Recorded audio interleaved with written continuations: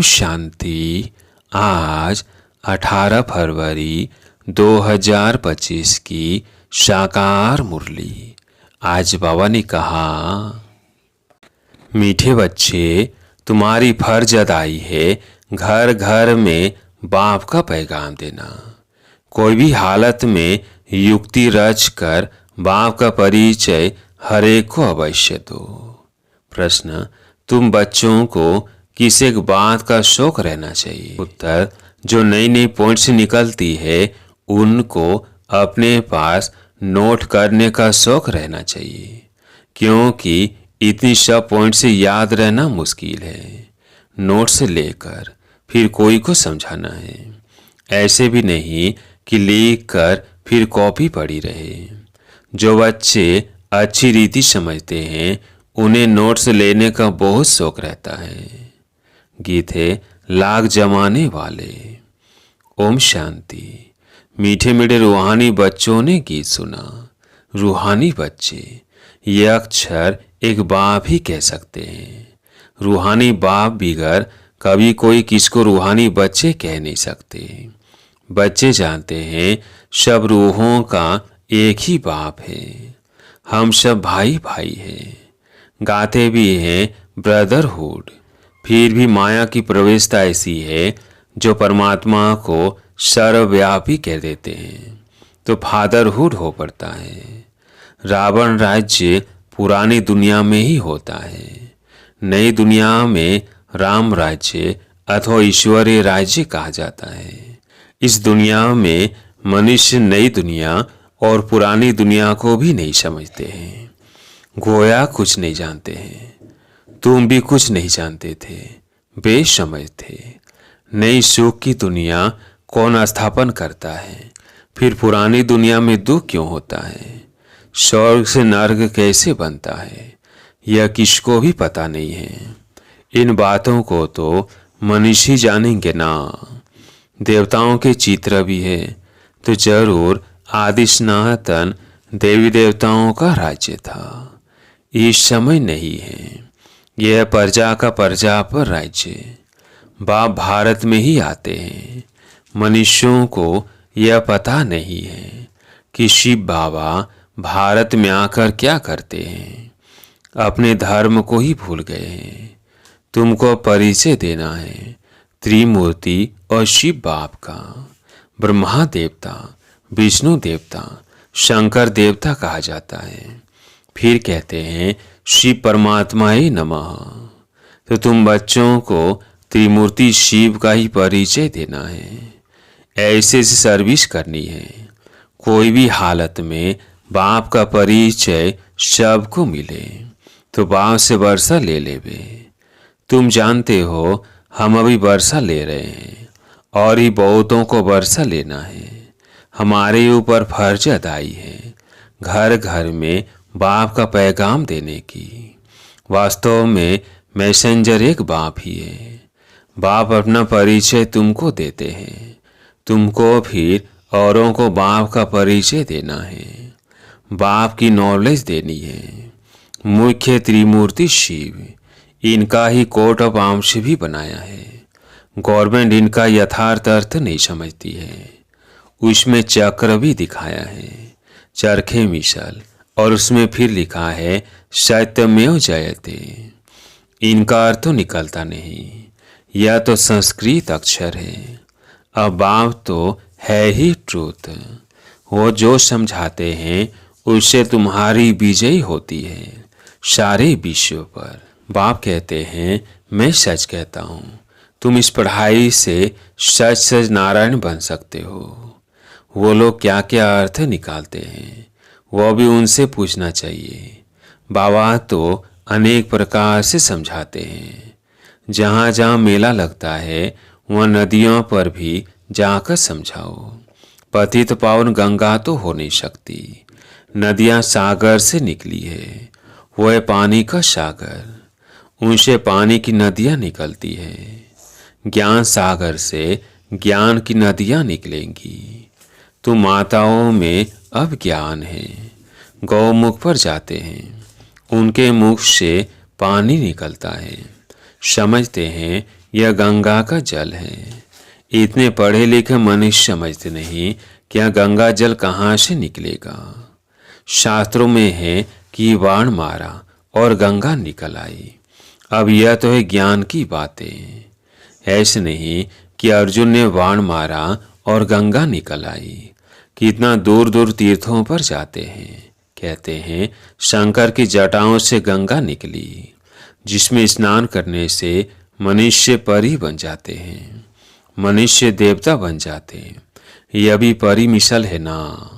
अब तुम बच्चों को बाप का ही परिचय देना है, इसलिए बाबा ने यह चित्र बनवाए हैं।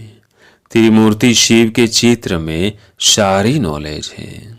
सिर्फ उन्हों के त्रिमूर्ति के चित्र में नॉलेज देने वाले यानी शिव का चित्र नहीं है, नॉलेज लेने वाले का चित्र है। अभी तुम त्रिमूर्ति शिव के चित्र पर समझाते हो। ऊपर है नॉलेज देने वाला, ब्रह्मा को उनसे नॉलेज मिलती है जो फिर फैलाते हैं। इसको कहा जाता है ईश्वर के धर्म की स्थापना की मशीनरी। यह देवी देवता धर्म बहुत सुख देने वाला है। तुम बच्चों को अपने सत्य धर्म की पहचान मिली है। तुम जानते हो हमको भगवान पढ़ाते हैं, तुम कितना खुश होते हो। बाप कहते हैं तुम बच्चों की खुशी का पारवार नहीं होना चाहिए, क्योंकि तुम्हें पढ़ाने वाला स्वयं भगवान है। भगवान तो निराकार शिव है, न कि श्री कृष्ण। बाप भी समझाते हैं सर्व का सदगति दाता एक है। सदगति सतयुग को कहा जाता है, दुर्गति कलयुग को कहा जाता है। नई दुनिया को नई और पुरानी को पुरानी ही कहेंगे। मनुष्य समझते हैं अभी दुनिया को पुराना होने में 40,000 वर्ष चाहिए। कितना मूंझ पड़े हैं। सिवाय बाप के इन बातों को कोई समझ न सके। बाबा कहते हैं मैं तुम बच्चों को राज्य भाग्य दे, बाकी सब को घर ले जाता हूँ। जो मेरी मत पर चलते हैं वो देवता बन जाते हैं। इन बातों को तुम बच्चे ही जानते हो, नया कोई क्या समझेगा। तुम मालियों का कर्तव्य है बगीचा लगाकर तैयार करना। भगवान तो डायरेक्शन देते हैं, ऐसे नहीं बाबा कोई नए से मिलकर ज्ञान देंगे। यह काम मालियों का है।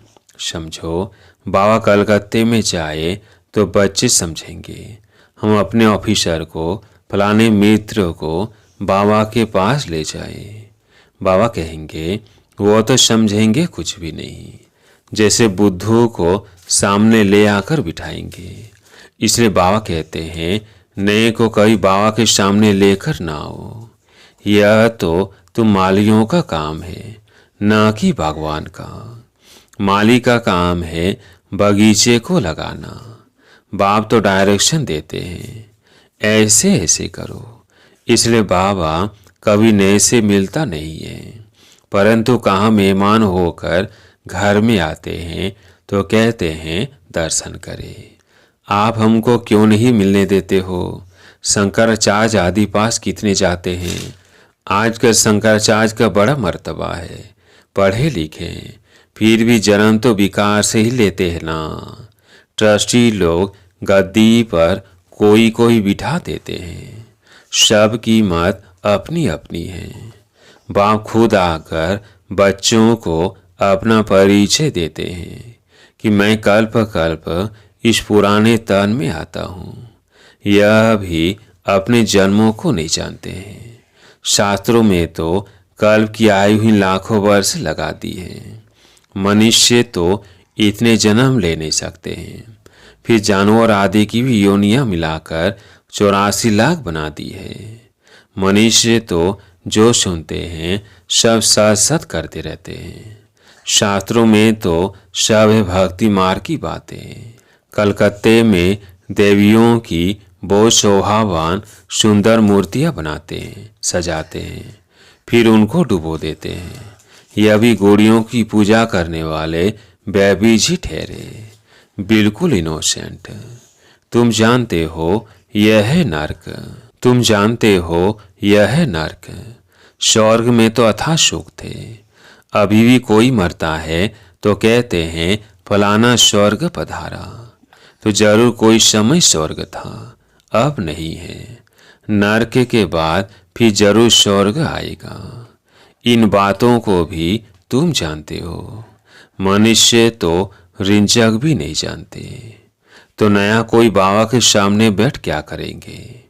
इसलिए माली चाहिए जो पूरी परवरिश करे, या तो माली भी ढेर के ढेर चाहिए। मेडिकल कॉलेज में कोई नया जाकर बैठे तो समझेगा कुछ भी नहीं, यह नॉलेज भी है नहीं। बाप कहते हैं मैं आया हूँ सबको पावन बनाने। मुझे याद करो तो पावन बन जाएंगे। इस समय सब है तमो प्रधान आत्माएं। तब तो कह देते आत्मा सब परमात्मा, सब में परमात्मा है। तो बाप थोड़ी बैठ ऐसों से माथा मारेगा।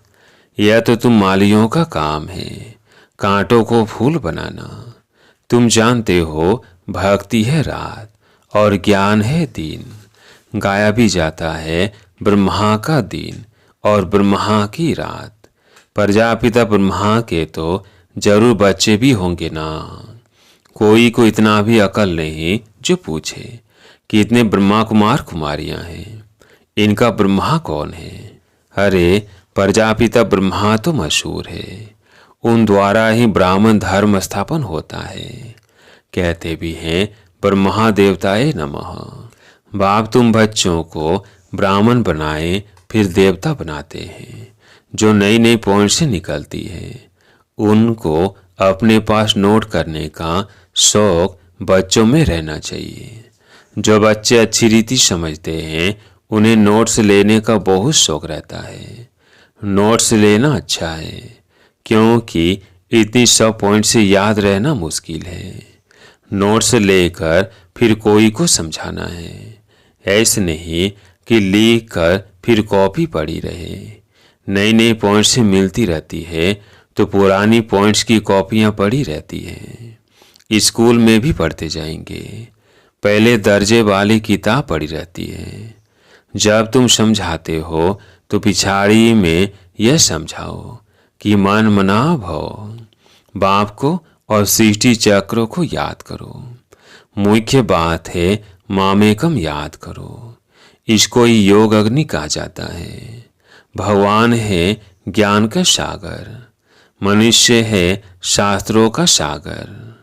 बाप कोई शास्त्र नहीं सुनाते हैं, वो भी शास्त्र सुनाए तो बाकी भगवान और मनुष्य में फर्क क्या रहा। बाप कहते हैं इन भक्ति मार्ग के शास्त्रों का सार मैं तुमको समझाता हूँ। वो मुरली बजाने वाले सर्प को पकड़ते हैं तो उसके दांत निकाल देते हैं। बाप भी विष पिलाना तुमसे छुड़ा देते हैं। इसी बीज से ही मनुष्य पतित बने हैं।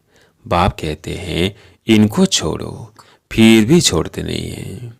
बाप गोरा बनाते हैं फिर भी गिर कर काला मुंह कर देते हैं।